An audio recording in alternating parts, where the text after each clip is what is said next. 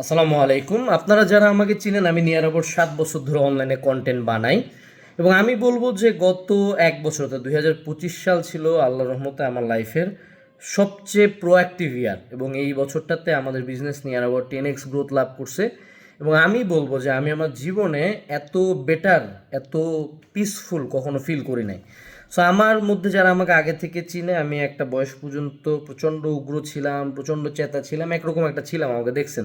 কিন্তু 2025 সালের পরের আমার ভার্সনটা ইট ওয়াজ কোয়াইট ডিফারেন্ট। সো আমি আসলে কি কি পয়েন্টে আমার লাইফে পরিবর্তন আনছি, যে 8টা পয়েন্টে পরিবর্তন আনার কারণে আমার নিজের লাইফ কাইন্ড অফ ট্রান্সফর্ম হয়ে গেছে এবং আমার বিজনেস ট্রান্সফর্ম হয়ে গেছে আল্লাহর অশেষ রহমতে, সে 8টা পয়েন্ট আপনাদের সাথে আমি শেয়ার করবো। সো যদি আপনি ইন্টারেস্টেড হন, আমার মনে হয় এই পয়েন্টগুলো প্রত্যেকের লাইফে ইমপ্লিমেন্টেবল রাইট নাও।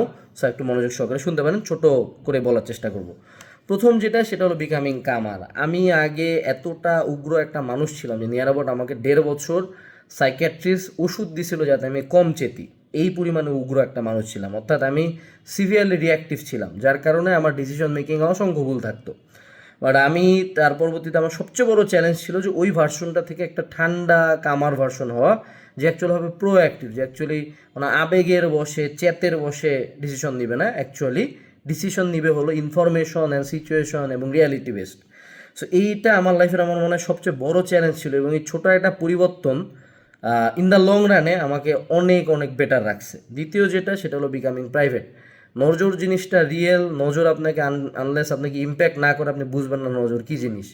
সো আপনার personal life, private life, social life, achievement, anything মনে রাখবেন, যদি এটা অনলাইনে আনে আপনার কোনো মনিটারি গেইন না হয়, যে এটা আপনি পোস্ট করলেন আপনার কোনো টাকা আসবে বা আপনার বিজনেসে গ্রোথ হবে বা আপনার ক্যারিয়ারে গ্রোথ হবে, এইটা বাদে অন্য কোনো কিছু অনলাইনে আনেন না, অন্য কোনো কিছু পোস্ট করেন না, অন্য কোনো জায়গায় যে ঘুরে বেড়ান না, শো অফ করেন না। মানে এই জিনিসটা যে কি ধ্বংসটা করে, এটা অনেকে কি মানে রিয়েলাইজও করতে পারবেন না।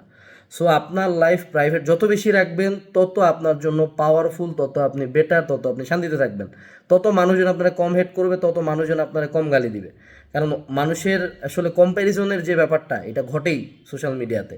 সো আপনি এখন দেখবেন যে আমি কিন্তু ওরকম কিছুই পোস্ট করি না, আমি এমন কোনো জায়গায় যাই না যেখানে আমার ভ্যালু অ্যাড হবে না। আমার ততটুকুই আমি রাখি, ততটুকুই দেখে, যতটুকু না দেখাইলেই নয়, এবং সেটা আমার বিজনেসের জন্য বেনিফিশিয়াল। তৃতীয় যে পয়েন্টটা, সেটা হলো চুজিং ওয়ান থিং কমপ্লিটলি এবং গিভিং এভরিথিং টু ইট।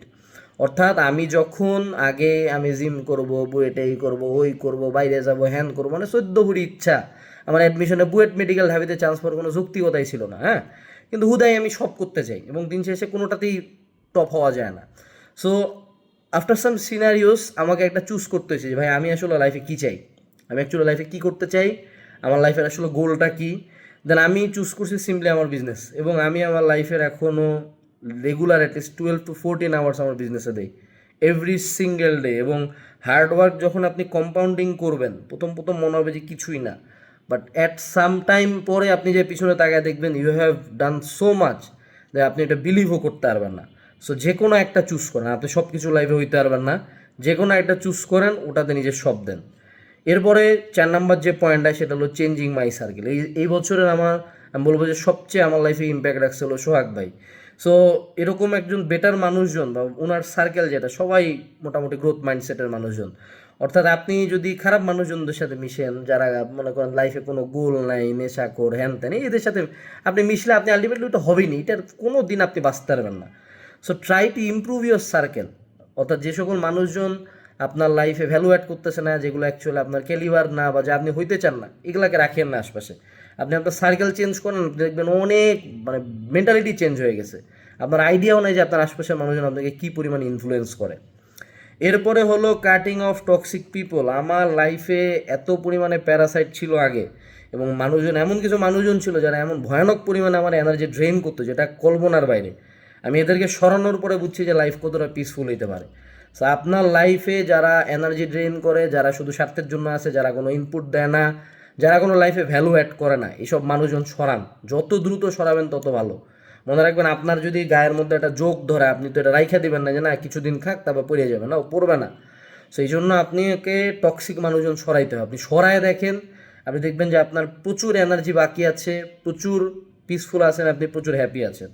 এরপর আরেকটা পয়েন্ট, সেটা হলো I decided to improve daily. অর্থাৎ আপনি একদিনে খুব ভালো হয়ে যাবেন না, একদিনে হুজুর হয়ে যাবেন না, একদিনে আপনি 20 ঘন্টা কাজ করতে পারবেন না, হঠাৎ করে সকাল উঠে সব চেঞ্জ হয়ে যায় না।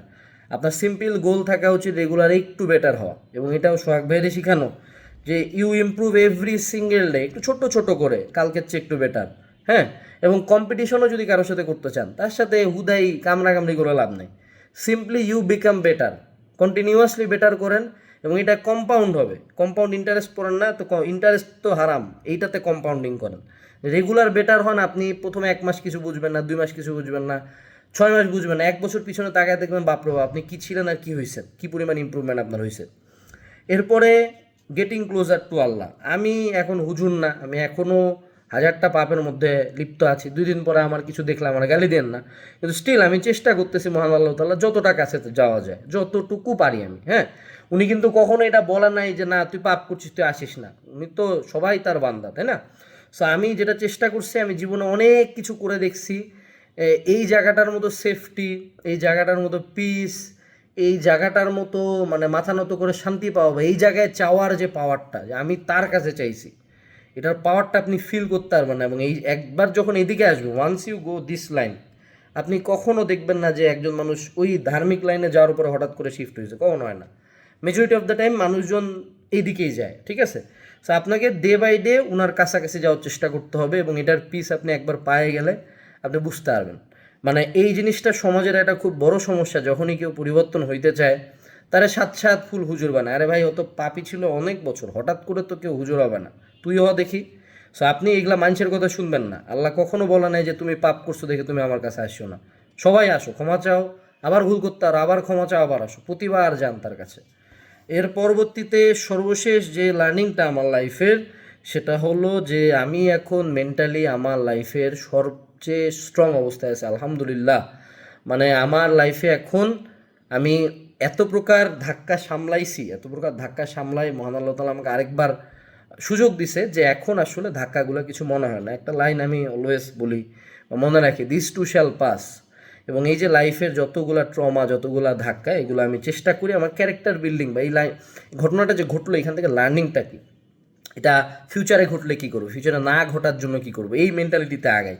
আগে হলো কোনো কিছু হইলে কান্দে কাইটে রিয়াক্ট করে 12 বার অবস্থা ডিপ্রেসড। এখন আমি জানি আল্লাহ যদি আসেন, উনি আমাকে যদি সুযোগ দেন আমি পার হয়ে যাবই, কিন্তু পার হওয়ার পরে উনি যে এখান থেকে শিক্ষাটা আমাকে দিতে এসেছে সেই শিক্ষাটা আমি নিছি কিনা। So overall this were the main 8 points. এগুলো যদিও আসলে স্পেসিফিকভাবে আমার লাইফে ইমপ্লিমেন্ট করতে গেলে, আপনার লাইফে ইমপ্লিমেন্ট করতে গেলে আরও স্পেসিফিক হইতে হবে, বাট দ্য মূল মন্ত্রগুলা মানে the main points remain the same, ঠিক আছে? সেই 8টা পয়েন্ট আপনি যদি চান একদিনে ইমপ্রুভ করতে পারবেন না, ইনক্লুড করতে পারবেন না, বাট ডে বাই ডে আপনি ইনক্লুড করার চেষ্টা করেন, আপনি দেখবেন যে আপনার গ্রোথ, আপনার ইমপ্রুভমেন্ট, আপনার পিস জিওমেট্রিক্যালি বাড়তেছে, এক্সপোনেনশিয়ালি বাড়তেছে। এবং once you go inside the improvement cycle, আপনি ইনশাল্লাহ বেটার হইতেই থাকবেন যদি না আপনি কোনো বড় ফাক আপ করেন। সো আমি বলবো যে মহান আল্লাহ তাআলার অশেষ রহমত এবং আপনাদের সকলের দোয়া এবং ভালোবাসা আমাকে আলহামদুলিল্লাহ যথেষ্ট বেটার একটা জায়গায় রাখছে এবং সামনেও রাখবে। তা আমার মনে হলো যে শেয়ার করা উচিত, শেয়ার করলাম। আসসালামু আলাইকুম, টাটা।